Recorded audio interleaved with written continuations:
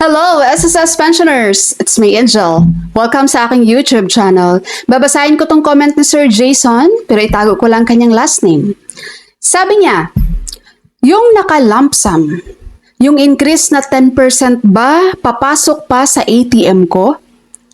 Ilang beses na itong tinatanong, hindi niyo sinasagot. May nagtatanong din sa comment sa baba. Yung sangla, problema na nila yan. Oy, grabe, galit na si Sir. Charot. Actually, matagal ko na po kasing nasagot yung mga ganyang katanungan po. Hindi ko na rin po siya inuulit-ulit, no? Kasi nakakapagod din. Pero lahat po ng vlog ko related sa differential, sinasabi ko po yan. Pero anyway, sasagutin ko po ulit yan ngayon. Makinig po kayo ha sa mga nag-18 months advance pension po dyan. Pero sir, kung yung tinatanong mo is lump sum na one-time cash payment, of course, hindi kayo kasama sa increase. Hindi naman kayo pensionado ni SSS. Okay? Pero sa mga nag-18 months advance pension, makinig po kayo. Ang dami nyo pa rin nagtatanong sa comment section guys, kahit nagawan ko na to ng video.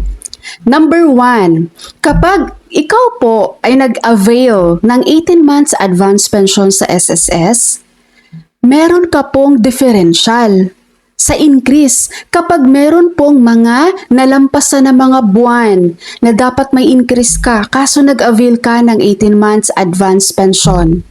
Yes, kasama ka po doon sa increase. Number 2, ang increase po sa mga nag-18 months advance pension, tinatawag po yan na differential ni SSS, di ba? Of course, papasok po yan sa inyong DAEM. Kung saan po, yun ang naka-enroll sa SSS, no? Yung mga disbursement account nyo. Number 3, kailan nyo naman ito matatanggap? Depende po ito guys sa inyong SSS branch. Dahil may mga pensioners po dito na nag-18 months advance pension, ang kanilang differential ay natatanggap nila monthly. Pumapasok sa kanilang ATM. Staggered ba? May ibang pensioners naman po na ang kanilang differential ay natatanggap lang nila isahan na after ng kanilang 18 months advance pension. May pensioner po dito dating nagko-comment, nagtatanong, Ma'am, ano po itong pumapasok sa aking ATM ngayon? May pumasok na ganitong amount, hindi pa naman po tapos ang aking 18 months advance pension. Yun pala, yun na yung kanyang differential. Pinasok na ni SSS sa kanyang ATM, sa kanyang DAEM. Nang isahan lang buo, hindi siya naka-staggered. So wala talagang specific si SSS guys kung paano ito binibigay ang differential na isa lang. Kumbaga nakadepende sa branch nila. May ibang, sabi ko nga 'di ba, may ibang nakatanggap monthly ng differential, yung increase lang na differential ang natanggap, may iba naman isahan talagang natanggap ng pensioner. To make sure po kung accessible naman sa inyo ang SSS dyan, kung kaya nyo naman puntahan ng SSS branch sa lugar nyo, pwede nyo pong puntahan. Tapos itanong nyo po doon, Ma'am, kailan ko po matatanggap yung differential ko doon sa increase? Kasi may mga buwan po na nalampasan, natamaan ng increase. Kaso po nag-avail po ako ng 18 months advance pension. Clear po ba mga mamshi and papshi ko dyan? Ngayon ito naman po sa mga nagsasabi po dyan, wala naman pong increase yung mga nag-18 months advance pension. Wala naman akong natanggap na differential doon sa mga buwan na nalampasan dahil nag-avail ako ng 18 months advance pension. Ganito po yung gawin nyo ha. Punta kayo sa Google, search nyo ang SSS Circular Number 2025-005. Yang nakikita nyo ngayon sa screen, yan po ang circular number doon sa increase ng mga pensioners under BBM admin. Okay, yung subject nito guys, ito SSS Pension Reform Program. So makikita nyo po dito guys, itong sa program guidelines, ayan number 1, andito no ang 10% para sa retirement and disability pensioner, tas 5% naman sa survivor.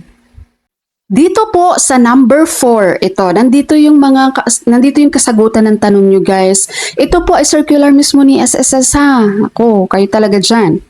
So ito, sabi dito sa number 4, the amount of the pension increase may be paid as a differential to certain covered pensioners such as those with letter A, in process pending or re-adjudicated benefit claims. Halimbawa po, nag-retire ka ngayon tapos on process pa siya, no? Hindi ka pa nag-umpisa ng makatanggap ng iyong pensyon. Hindi ka pa nakatanggap ng iyong 18 months advance pension dahil on process pa. Waiting ka pa sa approval ni SSS sa iyong retirement application.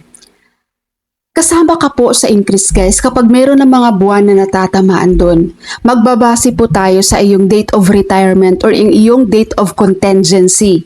Hindi po tayo magbibase kung kailan yan binigay ni SSS ang iyong 18 months advance pension. Hindi tayo magbabase doon. Ang babasihan natin ay ang ating date of retirement or date of contingency. Nagigets niyo po ba sa letter A? Ngayon, letter B. Ito na mga mamship and papship ko dyan. Letter B, advance pension release. Ayan. So, kasama po ang mga nag-18 months advance pension. Lagi niyong tingnan yung mga buwan na tamaan. Ay, hala, may increase ng June 2026. Sayang, nag-avail ako ng 18 months advance pension. Walang sayang. Dahil meron kang differential dyan. Kasama ka pa rin sa increase. Malinaw. Letter C. Sabi dito, suspended pensions awaiting resumption. Halimbawa, na-suspend ang iyong pensyon dahil hindi ka nag-comply ng AKOP. Okay, so ngayon, kapag hindi ka pa nakapag-receive ng iyong monthly pension dahil hindi ka pa nakakomply ng AKOP, may kasama ka pa rin doon sa increase guys, yung differential, matatanggap mo pa rin yan. Clear po ba? Sa mga nag-18 months advance pension dyan guys, I hope nakinig kayo ng mabuti guys. And nakinig din kayo sa mga payo ko sa inyo. Kung gusto nyo talagang malaman paano nyo ma-receive ang inyong differential, no? Pwede kayong mag-visit mismo sa SSS. May ibang pensioner dito, meron kasi silang banking online account. So ang ginagawa ng mga yan guys, nag-check online ang kanilang banking. Pag may pumapasok, may pumasok ng differential pala sa akin. No? Kung di na sila nag-aaksaya pa ng oras pumunta ng SSS branch dahil meron silang banking online account. Dahil yung iba guys, hindi nila alam, pumasok pala yung differential sa kanilang mga ATM. Hindi sila nag-check ng ATM nila. Okay, so yun, and pasensyahan nyo na po ako doon sa mga nag-comment pa rin about dito guys sa increase ng 18 months advance pension.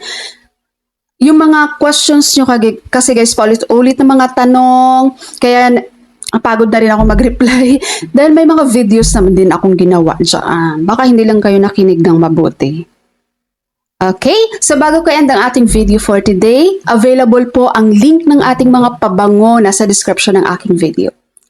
Okay, so that's all from my video for today. Thank you so much for watching everyone. God bless you all.